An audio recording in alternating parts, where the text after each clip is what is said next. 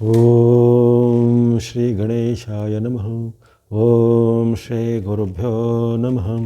ನಮಃ ಸೂರ್ಯ ಚಂದ್ರ ಮಂಗಳ ಬುಧ ಚ ಗುರು ಶುಕ್ರ ಶನಿಭ್ಯಶ್ಚ ರಾಹವೇ ಕೇತವೇ ನಮಃ. ನಮಸ್ತೆ. ಆಸ್ಟ್ರೋ ಆಚಾರ್ಯ ಗುರುಜಿ ವಾಹಿನಿಗೆ ತಮಗೆಲ್ಲರಿಗೂ ಆದರದ ಸ್ವಾಗತ. ವಾಹಿನಿಯನ್ನು ನಿರಂತರ ವೀಕ್ಷಿಸಿ ಪ್ರೋತ್ಸಾಹಿಸಿ ಸಬ್ಸ್ಕ್ರೈಬ್ ಮಾಡಿಸುವಂಥ ತಮಗೆಲ್ಲರಿಗೂ ಅನಂತ ಧನ್ಯವಾದಗಳು ಸಲ್ಲಿಸುತ್ತಾ ಮಾಸ ಭವಿಷ್ಯದ ಕಾರ್ಯಕ್ರಮಕ್ಕೆ ಸ್ವಾಗತ ಹಾಗೂ ತಮಗೆಲ್ಲರಿಗೂ 2026 ಹೊಸ ವರ್ಷದ ಹಾರ್ದಿಕ ಶುಭಾಶಯಗಳನ್ನು ಕೋರುತ್ತಾ 2026ರಲ್ಲಿ ತಮಗೆಲ್ಲರಿಗೂ ಆಯುರಾರೋಗ್ಯ ಶಕೀರ್ತಿ ಜಯಲಾಭ ಸಕಲ ಇಷ್ಟಾರ್ಥಗಳು ಸಿದ್ಧಿಯಾಗಲೆಂದು ಪ್ರಾರ್ಥನೆ ಮಾಡಿ ಸಿಂಹರಾಶಿಯ ಜನವರಿ ತಿಂಗಳ ಭವಿಷ್ಯವನ್ನು ಈಗ ಅವಲೋಕಿಸೋಣ.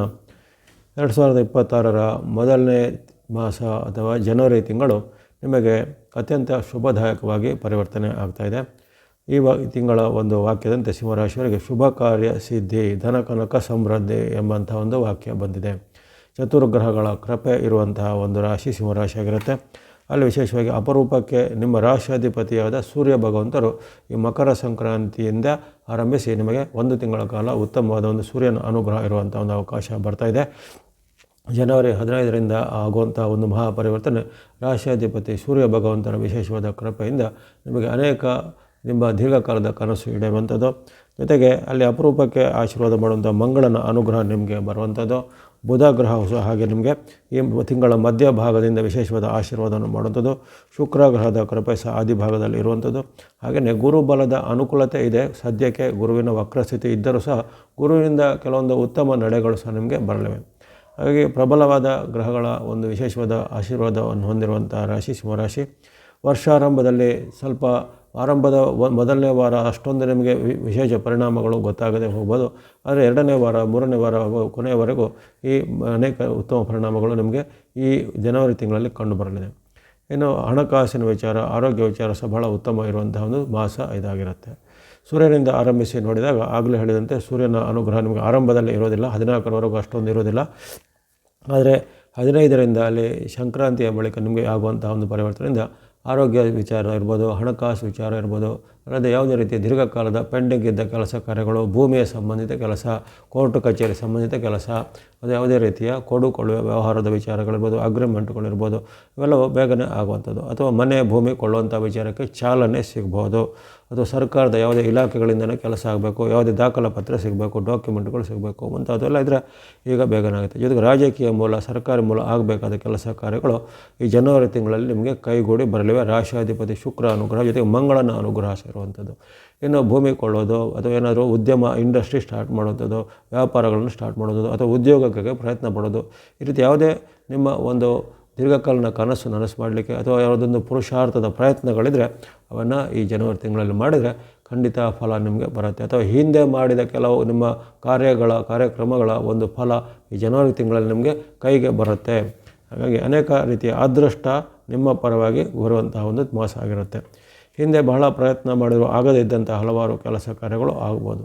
ಅದೇ ರೀತಿ ಶುಭ ಕಾರ್ಯಗಳ ಸಿದ್ಧಿ ಅಂದರೆ ಮದುವೆ, ಮುಂಜಿ, ಗೃಹ ಪ್ರವೇಶ, ಅದೇನೇನಾದರೂ ನಿಮಗೆ ಬೇರೆ ಬೇರೆ ಕಾರಣಗಳಿಂದ ಪೆಂಡಿಂಗ್ ಆಗಿದೆ ಅಥವಾ ಆಗದೇ ಇದ್ದಂಥ ಕೆಲಸ ಶುಭ ಕಾರ್ಯಗಳು ಈ ಜನವರಿ ತಿಂಗಳಲ್ಲಿ ಒದಗಿ ಬರಲಿವೆ. ಅದರಲ್ಲೂ ಸಂಕ್ರಾಂತಿಯ ಬಳಿಕ ನಿಮಗೆ ವಿಶೇಷವಾದ ಅತ್ಯುತ್ತಮ ಫಲಗಳು ನಿಮಗೆ ನಿರೀಕ್ಷೆಯಂತೆ ಬರಲಿವೆ.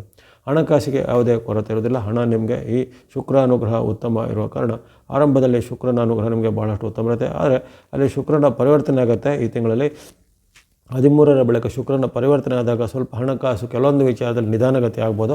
ಆದರೂ ಅಲ್ಲಿ ಬುಧಾನುಗ್ರಹ, ಮಂಗಳ ಮತ್ತು ಸೂರ್ಯರ ಅನುಗ್ರಹ ಇರುವ ಕಾರಣ ಹೆಚ್ಚೇನು ಹಣಕಾಸಿನ ಬಾಧೆ ಆಗೋದಿಲ್ಲ. ಹಣಕಾಸಿನ ಆದಾಯದಲ್ಲಿ ಸ್ವಲ್ಪ ನಿಮಗೆ ನಿಧಾನಗತಿ ಬರ್ಬೋದೇ ಹೊರತು ಆದಾಯಕ್ಕೆ ಏನು ಕೊರತೆ ಬರೋದಿಲ್ಲ, ಕುಂಠಿತ ಆಗೋದಿಲ್ಲ.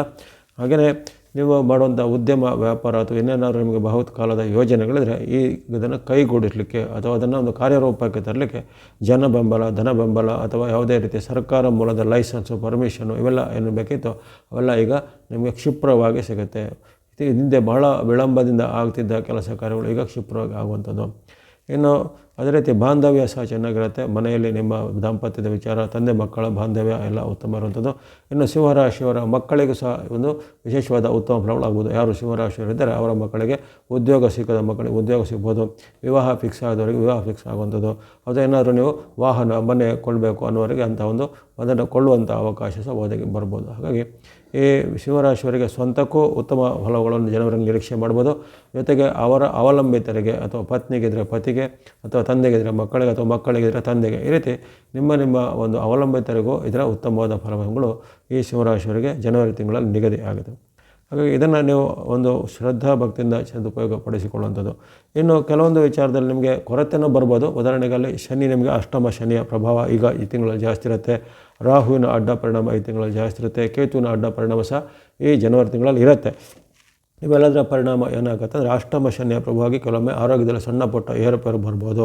ಹಾಗಾಗಿ ಆರೋಗ್ಯ ರಕ್ಷಣೆ ಪ್ರತಿಯೊಬ್ಬರ ಕರ್ತವ್ಯ ಆಗಿರೋ ಕಾರಣ ಆರೋಗ್ಯದ ವಿಚಾರನೂ ಗಮನ ಖಂಡಿತ ಹರಿಸಬೇಕು. ಯಾರಿಗೆ ಹಿಂದೆ ಯಾವುದೋ ಕಾಯಿಲೆಗಳು ಅಥವಾ ಏನಾದರೂ ಅಸೌಖ್ಯಗಳ ಹಿನ್ನೆಲೆ ಇದ್ದರೆ, ಅಂದರೆ ಹಿಸ್ಟ್ರಿ ಇದ್ದರೆ, ಉದಾಹರಣೆಗೆ BP, sugar, arthritis, joint pain ಅಂತೆಲ್ಲ ಇರುತ್ತವೆ. ಅಂಥ ಇದ್ದವರು ಸ್ವಲ್ಪ ಆರೋಗ್ಯದ ರಕ್ಷಣೆ ಈ ಜನವರಿ ತಿಂಗಳಲ್ಲಿ ಬೇಕಾಗುತ್ತೆ.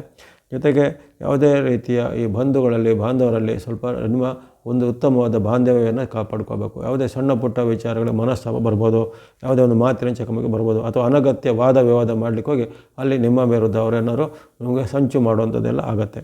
ಹಾಗಾಗಿ ಬಾಂಧವ್ಯ ಮಾತಿನ ಬಗ್ಗೆ ಸಹ ಎಚ್ಚರಿಕೆ ವಹಿಸಬೇಕು. ಶನಿ ಪ್ರಭಾವ ನಿಮಗೆ ಅಷ್ಟೊಂದು ಉತ್ತಮದಿಲ್ಲ. ರಾಹು ಕೇತುಗಳು ಸಹ ವಿರುದ್ಧವಾಗಿರೋ ಕಾರಣ ನಿಮಗೆ ಪದೇ ಅವಮಾನಕರ ಆಗುವಂಥ ಘಟನೆಗಳು ಕೆಲವೊಮ್ಮೆ ಆಗ್ಬೋದು.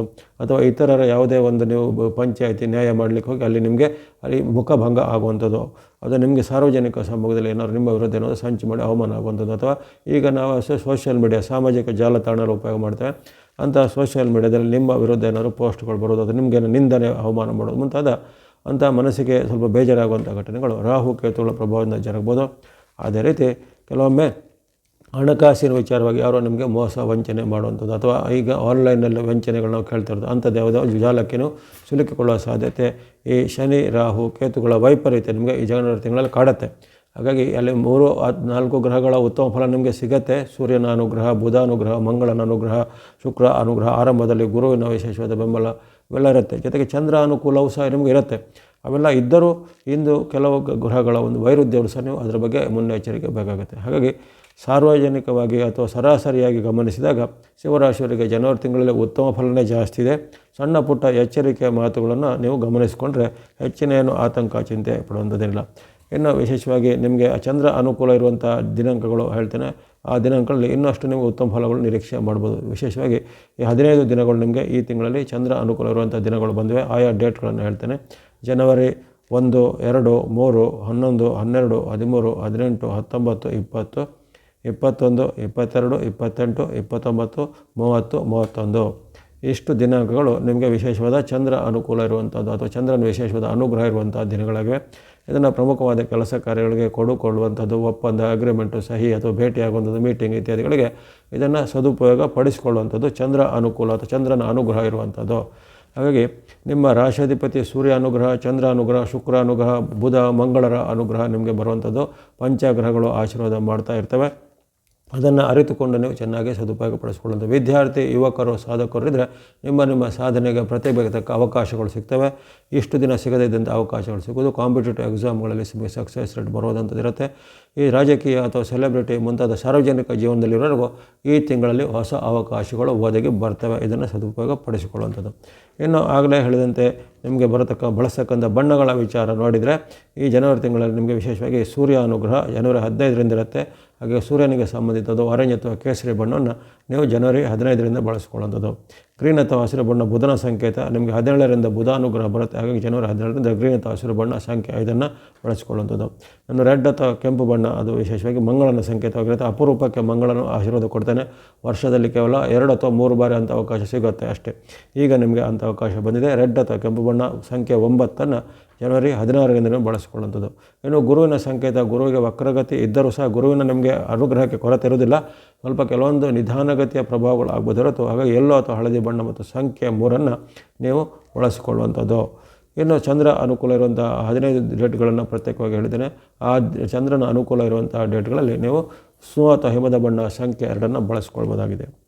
ನಿಮಗೆ ಗೊತ್ತಿರುವಂತೆ ಈ ಶನಿ ರಾಹು ಕೇತುಗಳ ವೈರುಧ್ಯ ಮತ್ತು ಕೆಲವೊಂದು ಹಂತದಲ್ಲಿ ಶುಕ್ರ ಮತ್ತು ಕೆಲವೊಂದು ಹಂತದಲ್ಲಿ ಮಂಗಳ ಬುಧ ಎಲ್ಲ ಸ್ವಲ್ಪ ಆರಂಭದಲ್ಲಿ ನಿಮಗೆ ವಿರುದ್ಧವಾಗಿರ್ತಾರೆ. ಆ ದೋಷ ನಿವಾರಣೆ ಮಾಡಲಿಕ್ಕೆ ನೀವು ಭಕ್ತಿ ಮಾರ್ಗ, ಧರ್ಮ ಮಾರ್ಗ, ಧನ ಮಾರ್ಗ ಅನುಸರಿಸ್ಬೋದು.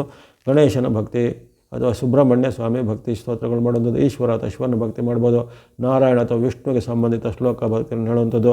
ಜೊತೆಗೆ ಯಾರಿಗೆ ವಿಶೇಷವಾಗಿ ದೇವಿ ಅಥವಾ ಅಮ್ಮನವರ ವಿಶೇಷವಾದ ಭಕ್ತಿ ಇರುತ್ತೆ ಅಂಥವರು ಆ ದುರ್ಗಾ ಸ್ತೋತ್ರ, ಲಲಿತಾ ಸಹಸ್ರನಾಮ, ಲಲಿತಾ ಅಷ್ಟೋತ್ತರ ಶತನಾಮ, ಅದು ಇನ್ನಿತರ ಯಾವುದೇ ರೀತಿಯ ದೇವಿಗೆ ಸಂಬಂಧಪಟ್ಟ ಸ್ತುತಿ ಶ್ಲೋಕಗಳನ್ನ ಹೇಳ್ಬೋದು ಅಥವಾ ಇಂಥ ದೇವಾಲಯಗಳ ಸಂದರ್ಶನ ಮಾಡ್ಬೋದು.